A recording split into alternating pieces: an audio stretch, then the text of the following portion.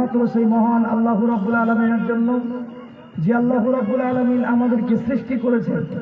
শুধু সৃষ্টি করেননি, তিনি সর্বশ্রেষ্ঠ জাতি এবং সর্বশ্রেষ্ঠ নবীর উম্মত এবং সর্বশ্রেষ্ঠ মাখলুকাত করে তিনি আমাদেরকে দুনিয়াতে পাঠিয়েছেন।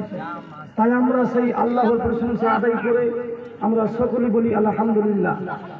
তারপরে পরে শান্তি অবতীর্ণ হোক আমাদের মহানবী মহামানব হযরত মুহাম্মদ সাল্লাল্লাহু আলাইহি ওয়াসাল্লামের উপর। আল্লাহুম্মা সাল্লি আলাইহি আল্লাহুম্মা বারিক আলাইহি। সম্মানিত উপস্থিতি, আজকের আমার আলোচ্য বিষয় হবে পরনিন্দা। পরনিন্দা সম্পর্কে আল্লাহ রাব্বুল আলামিন পবিত্র কোরআনের মধ্যে বলেন, সূরা হুমাজা আয়াত নম্বর 1, আল্লাহ রাব্বুল আলামিন বলছেন, ওয়াইলুল লিকুল্লি হুমাজাতিল লুমাজা। ধ্বংস ওরাই হবে যারা মানুষের পিছনে এবং সামনে গীবত করবে। এজন্য আমাদের উচিত হবে যে পরনিন্দা পাপ থেকে আমাদেরকে বেঁচে থাকা। কেন এই পরনিন্দা পাপটি হচ্ছে এমন একটি পাপ যা আল্লাহ তাআলার সাথে জড়িত। দুনিয়াতে দুই ধরনের পাপ রয়েছে, একটি হচ্ছে আল্লাহ তাআলার সাথে জড়িত পাপ, আর একটি হচ্ছে বান্দার সাথে জড়িত পাপ।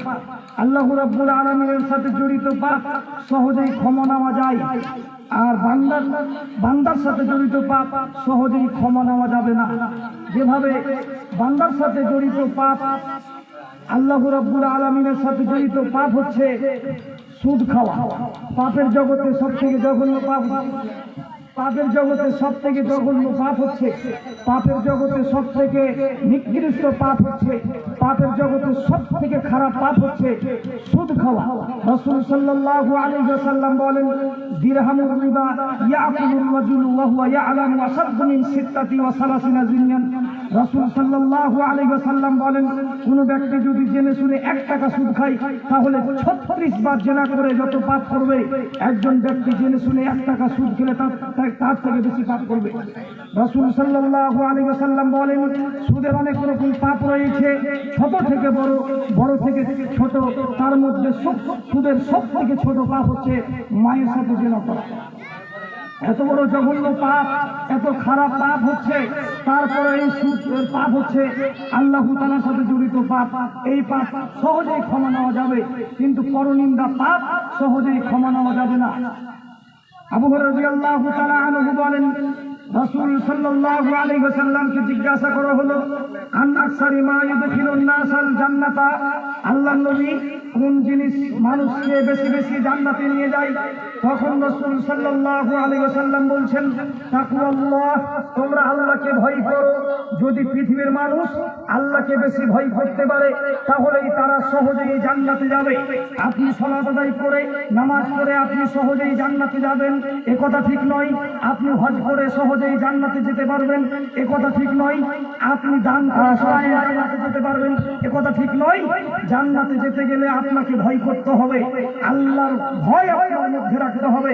রাসূল সাল্লাল্লাহু আলাইহি ওয়াসাল্লাম আল্লাহর ভয় সম্পর্কে উদাহরণ দিতে গিয়ে তিনি বলেন, গাভীর বাট থেকে, গাভীর উলান থেকে দুধকে টেনে বের করার পর ভিতরে ঢুকানো যায় না, যেমন গাভীর বাট থেকে, গাভীর উলান থেকে দুধকে টেনে বের করার পর ভিতরে ঢুকানো যেমন অসম্ভব, আল্লাহর ভয়ে ক্রন্দনকারী, আল্লাহর ভয়ে কাঁদে যারা, তারা জাহান্নামে যাওয়া তেমনই অসম্ভব। রাসূল সাল্লাল্লাহু আলাইহি ওয়াসাল্লাম বলেন সাহাবীদেরকে, সাহাবীগণ তোমরা শুনে রাখো, আমি যেমন আল্লাহকে ভয় করি তোমরা যদি আল্লাহকে তেমন ভাবে ভয় করতে। সাহাবীগণ, আমি যেমন আল্লাহকে ভয় করি তোমরা যদি আল্লাহকে তেমন ভাবে ভয় করতে, তাহলে তোমরা পৃথিবীতে বেশি বেশি কাঁদতে, কম কম হাসতে। আজকে ইসলামী সভা, আজকে এখানে জালসা হচ্ছে, এখানে কোরআন এবং হাদিসের আলোচনা হচ্ছে, আর দোকানে যারা বসে আছে তারা খুব এনজয় করছে, সবাই ঘোরাফেরা করছে। আল্লাহর জন্য যে কাঁদতে হবে, দিনের জন্য যে, ইসলামের জন্য যে আমাদেরকে সময় ব্যয় করতে হবে, এই ধারণা কারণেই সবাই নিজের খুশি মতো চলছে। এজন্য আল্লাহ রাসূল বলছেন, পৃথিবীর মানুষ তোমরা তখন ঈমানদার হতে পারবে যখন তোমরা আল্লাহকে বেশি বেশি ভয় করবে। আর আপনি যখন আল্লাহকে বেশি বেশি ভয় করবেন তখনই আপনি সহজেই জান্নাতে যাবেন। তারপরে রাসূল সাল্লাল্লাহু আলাইহি ওয়াসাল্লাম বলছেন, ওয়া হুসনুল খুলুকি, উত্তম চরিত্র, এই দুটি কাজ দিয়ে মানুষ বেশি বেশি জান্নাতে যেতে পারবে। তারপরে আবার রাসূল সাল্লাল্লাহু আলাইহি সাল্লামকে জিজ্ঞাসা করা হলো, আন আকসারি মা ইউদখিলুন নাস আন-নার, আল্লাহর নবী কোন জিনিস মানুষকে বেশি বেশি জাহান্নামে নিয়ে যায়? তখন রাসূল সাল্লাল্লাহু আলাইহি সাল্লাম বলছেন, আল ফাম ওয়াল ফারজ, তা হচ্ছে মুখ আর লজ্জাস্থান। এই দুটি জিনিস মানুষকে বেশি বেশি জাহান্নামে নিয়ে যায়। মুখ দিয়ে মানুষ করে মানুষের গীবত, মুখ দিয়ে মানুষ করে মানুষের নামে মিথ্যা অপবাদ, মুখ দিয়ে মানুষকে গালি দেয়। এই জিহ্বার কারণে মানুষ বেশি বেশি জাহান্নামে যায়। এই জন্য রাসূল সাল্লাল্লাহু আলাইহি সাল্লাম একদা সাহাবীদেরকে বললেন, সাহাবীগণ তোমরা কি বলতে পারো এমন কোন জিনিস রয়েছে আমাদের শরীরে যা মানুষকে পিছন দিক থেকে ধাক্কা মেরে জাহান্নামে নিক্ষেপ করে? কি তোমরা কি বলতে পারো সাহাবীগণ এমন কোন জিনিস রয়েছে যা মানুষকে পিছন দিক থেকে ধাক্কা মেরে জাহান্নামে নিক্ষেপ করে? তখন সাহাবীগণ বলছেন, জি না আল্লাহর নবী, আমরা বলতে পারি না। কি এমন জিনিস রয়েছে আমাদের শরীরে যা মানুষকে পিছন দিক থেকে ধাক্কা মেরে জাহান্নামে নিক্ষেপ করে? তখন রাসূল সাল্লাল্লাহু আলাইহি সাল্লাম এই জিহ্বা ধরে নিয়েছেন, এই জিহ্বা ধরে বলছেন, এই জিহ্বা মানুষকে পিছন দিক থেকে ধাক্কা মেরে জাহান্নামে নিক্ষেপ করে। তাহলে জাহান্নামে যাওয়ার সবথেকে বড় মাধ্যম হচ্ছে এই জিহ্বা। এজন্য রাসূল সাল্লাল্লাহু আলাইহি সাল্লাম হাদিসের মধ্যে বলেছেন, আন সাহাল ইবনে সাদ রাদিয়াল্লাহু তাআলা আনহু বলেন, রাসূল সাল্লাল্লাহু আলাইহি সাল্লাম বলেছেন, মান ইয়াজমাল লি মা বাইনা লাহিয়াইহি ওয়া মা বাইনা রিজলাইহি আজমাল্লাহু জান্নাহ। পৃথিবীর মানুষ তোমরা শুনে রাখো, যদি তোমরা দুটি জিনিসের জিম্মেদার নিতে পারো তাহলে আমি নবী তোমাদের জন্য জান্নাতের জিম্মেদার নিলাম। তার মধ্যে এক নম্বর হচ্ছে এই জিহ্বা। এই জিহ্বার জিম্মেদার যদি আপনি নিতে পারেন তাহলে নবী সাল্লাল্লাহু আলাইহি সাল্লাম বলছেন, আমি তার জন্য জান্নাতের জিম্মেদার নিলাম। তাহলে জান্নাতে আপনি তখন যেতে পারবেন যখন আপনি এই জিহ্বাকে কন্ট্রোলে রাখবেন, এই জিহ্বাকে আয়ত্তে রাখবেন, তখন আপনি সহজেই জান্নাতে যেতে পারবেন। আবু হুরায়রা রাদিয়াল্লাহু তাআলা আনহু বলেন, রাসূল সাল্লাল্লাহু আলাইহি ওয়াসাল্লাম বলেছেন, তাজিদুনা সাররান নাসি যাল ওয়াজহাইনি আল্লাযী আতি হাওলাই বিওয়াজহিন ওয়া ইয়াতি হাওলাই বিওয়াজহিন। রাসূল সাল্লাল্লাহু আলাইহি ওয়াসাল্লাম বলেন, পৃথিবীর মানুষ কিয়ামতের মাঠে সেই ব্যক্তি সবথেকে খারাপ ওই ব্যক্তি হবে যে ব্যক্তি দুনিয়াতে আল্লাযী আতি হাওলাই বিওয়াজহিন, যে ব্যক্তি এদের কাছে এক মুখ নিয়ে আসে, ওয়া ইয়াতি হাওলাই বিওয়াজহিন, যে ব্যক্তি ওদের কাছে এক মুখ নিয়ে যায়।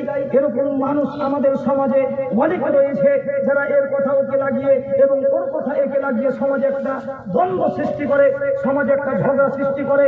রাসূল সাল্লাল্লাহু আলাইহি সাল্লাম বলছেন, দুনিয়াতে যারা দ্বিমুখী ব্যক্তি হবে, দুনিয়াতে যারা দুমুখী ব্যক্তি হবে, যারা এদের কথা ওদের কাছে গিয়ে এবং ওদের কথা এদের কাছে গিয়ে বলবে, এরাই কিয়ামতের মাঠে সবথেকে খারাপ মানুষ হবে বলে রাসূল সাল্লাল্লাহু আলাইহি সাল্লাম বলেছেন। এজন্য পৃথিবীতে দুটি পাপ রয়েছে, একটি হচ্ছে আল্লাহ তাআলার সাথে জড়িত পাপ, যেগুলি আল্লাহ তাআলার সাথে জড়িত পাপ সেগুলি সহজেই ক্ষমা নেওয়া যায়, আর যেগুলি বান্দার সাথে জড়িত পাপ সেগুলি সহজেই ক্ষমা নেওয়া যাবে না। জাবের রাদিয়াল্লাহু তাআলা আনহু বলেন, একদা জাবের রাদিয়াল্লাহু তাআলা আনহু বলেন, একদা রাসূল সাল্লাল্লাহু আলাইহি সাল্লাম যখন মিরাজে গেলেন তখন দেখলেন যে কিছু মানুষের লোক রয়েছে লম্বা লম্বা তামার, আর তারা কি করছে, নিজেদের চেহারার মাংস নিজেরাই চিড়ে চিড়ে খাচ্ছে। তখন আল্লাহর নবী জিবরাইলকে বলছে, জিবরাইল এরা কারা যাদের নখ রয়েছে লম্বা লম্বা তামার আর তারা নিজেদের চেহারার মাংস নিজেরাই চিড়ে খাচ্ছে? তখন রাসূল সাল্লাল্লাহু তখন জিবরাইল বলছে, আল্লাহর নবী এরা হচ্ছে ওরাই যারা মানুষের নামে গীবত করত, এরা হচ্ছে ওরাই যারা মানুষের নামে বদনাম করত।